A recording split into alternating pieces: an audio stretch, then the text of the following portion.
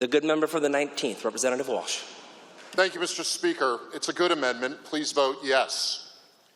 Mr. Speaker, our state agencies keep all kinds of information about all kinds of people, you and me included, Mr. Speaker. The matter is, what do we do with that information? What do we as policymakers do? What do the agencies do? And what this amendment says is that the information has to be shared in a way that's effective for the safety of all of the people in one of these group homes or collective environments. Mr. Speaker, we see this matter across the spectrum in our public policy. It's not just a matter of what do we know, it's when and how do we share what we know. This amendment makes this bill much less problematic. Please vote yes. Thank you, Mr. Speaker. Always interested in protecting people's liberty interests on this floor, but, Mr. Speaker, we have a balancing act of interest to consider here. The purpose of this program is to help protect vulnerable individuals.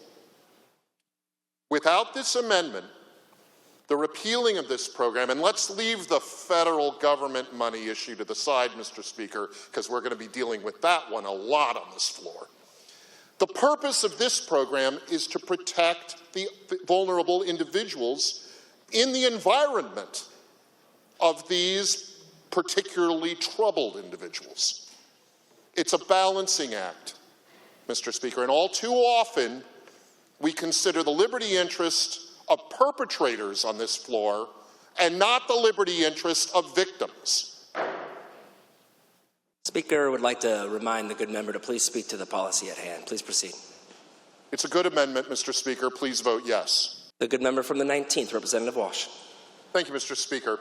There's a lot to unpack in this underlying bill and in this striking amendment. I'd like to focus just on one piece of what the striking amendment does.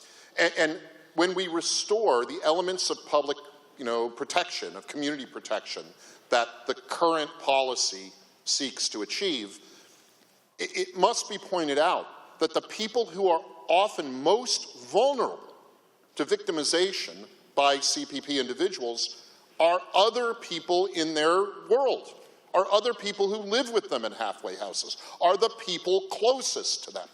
And while we must consider the general good of the community and the general safety of the community, the reason why this striker improves this proposal is that it does more to protect the most vulnerable people who are prone, who are apt to be living in closest proximity to the CPP individuals.